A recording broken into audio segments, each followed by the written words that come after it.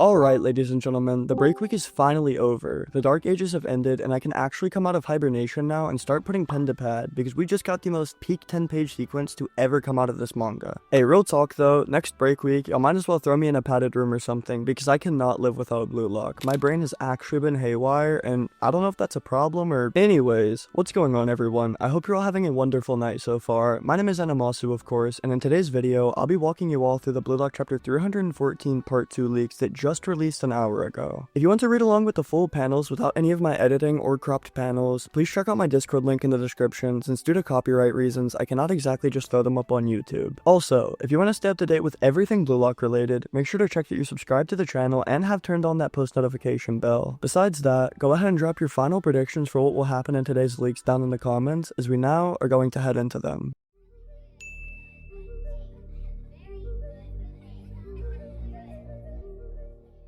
The Blue Lock Chapter 314 Part 2 leaks kick off with an overhead shot of Isagi Yoichi sprinting for Chigare's pass from the end of last chapter. We also saw a mysterious white boot at the end of last chapter, and it's revealed to belong to none other than Nigeria's number 9, Onazi, who comes charging right behind Isagi. Onazi calls out that he already knows about Isagi's dangerous direct shot, grinning like he's about to shut it down and prevent it from happening at all. He even tries to drop that same line again, but Isagi is not having it this time. He mocks him right back, repeating the "I'm here" line, asking if he's really that predictable to keep doing the same thing. And I'm not even gonna lie, this moment is exactly how I feel when I perfectly counter someone's Evo P.E.K.K.A push on Clash Royale, but only real ones know. I might as well do a stream, because pushing to 10k trophies these days feels like I'm playing against Kaiser, Sai, Rin, Lorenzo, just every godlike player on the same fucking team. Anyways, with Onazi caught off guard and lunging into Isagi's back, he one-touches the pass to his right, denying Onazi any kind of payoff for his read. As he freezes in confusion, Isagi activates his metavision, puzzle pieces flying around as he explains that he's already completely read through him. He can see that Onazi's main weapon is his ability to appear anywhere on the pitch, whether it's attack or defense, bailing out his teammates with his insane stamina and physical specs. Running without fail, Onazi acts as Nigeria's beating heart. Basically, Isagi just tells him, "I get it, you're David Goggins, but you still can't carry the boats alone." I really do expect Team Nigeria to eventually get it together and support Onazi with their own abilities, but for now, this man is really doing it all by himself. We do not talk about the voice crack. Anyways, the ball continues backwards and finds its true target, Meguru Bachira. Bachira leaps into the air, popping the ball up with style, grinning wide as he sings out that his ego and heart are perfectly synced. Isagi meanwhile keeps aura farming on Nigeria like he's Sun Jin Woo or some shit, spamming the undefeated side profile plus insult combo. I honestly can't complain after how badly he cooked Julian Loki and Kaiser with it last time, but damn, mocking this man's All Might phrase is another level of disrespect. I mean, it's the only thing this poor guy has right now. Even Onazi is left staring speechless as Kuso begins analyzing their situation. Bachira sprints up the field, somehow leaving one defender literally falling through the air, looking weightless like he got hit by a Minecraft shulker box or some shit. Kuso meanwhile is piecing together a montage of Isagi, Karasu, and Reo reading Nigeria, breaking it all down in real time. He realizes that Blue Lock's starting point for both offense and defense is keeping Onazi, the main threat, from touching the ball. They figured out the solution in light speed in under 2 minutes, but what really grabs Kuso's attention is how Reo and Karasu are filling in the missing pieces on the fly. It's not like Blue Lock as a whole has adapted to Nigeria, but rather, the switch for offense and defense all comes from one person, Isagi Yoichi, and the two brainy midfielders that instantly grasp his read and execute perfectly. Just then, itoshi explodes out of the shadows, full sprinting on Kuso's left, catching him completely off guard. On the other end, Isagi barrels past Onazi, eyes locked straight ahead, both strikers focused on only the goal. Meguru Bachira's aura flares as he pulls back his leg, and Kuso realizes the horror of it all. The double aces are moving, and there's no telling what Bachira will do next. The man even sticks his tongue out, looking crazier than ever, cementing Blue Lock's reputation as sadistic creatures of football. Ignoring both ace strikers, Bachira dives towards the goal at full speed. Firstly, using Isagi as bait, he cuts past the defender and nutmegs Onazi while heading towards itoshi Rin. With Rin holding off Kuso and sprinting full speed, Bachira taps the ball forward and rainbow flicks it straight into his path ahead. This insane double spread and sequence heavily reminds me of when Lavinho dominated Bachira Munich in the NEL, and honestly, any Bachira screen time is a blessing. I mean, think about it. It's been literal years since we've gotten the Barca match, and other than that, we've only seen glimpses and flashes of Bachira and what he's been doing, which was not much at all because Barca was getting cooked the entire new Egoist League. I guarantee you though that this precise dribbling through tight spaces is a direct result of all the school training he did, because come on, just look at how hard he finessed them all. He somehow pushes the ball forward, nutmegs Onazi, uses Rin as coverage to then rainbow flick the ball in front of him. I mean, what kind of wicked work is that? Now speaking of the rainbow flick, Bachira leaps into the air and volleys the ball towards the top left net off of it. Even with the big ass defender Oboa blocking as much space as possible. The shot sneaks right past him, leaving Kuso and everyone else frozen in terror. Once again, with two of Blue Lock's top players, literally the two number ones, open as options, Bachira decides to dribble through everyone and take the shot himself, looking like the most badass player on the field. You cannot tell me this guy didn't grow up in La Masia. Kuso screams out while realizing that Blue Lock isn't just a single-minded team based on one player, but rather, it's a fusion of football that links tactical intelligence on the pitch with the ultimate form of ego and selfishness. With the shot continuing on, it spins perfectly into the top left corner of the net as Bachira falls to the air with a smirk. This is the first confirmed goal for Japan in the U-20 World Cup, as Meguru Bachira opens up the match 1-0 with an extremely impressive dribbling run. Nigeria finally realizes the true threat they're up against, a nuclear sadistic Blue Lock forged in the fire of ego.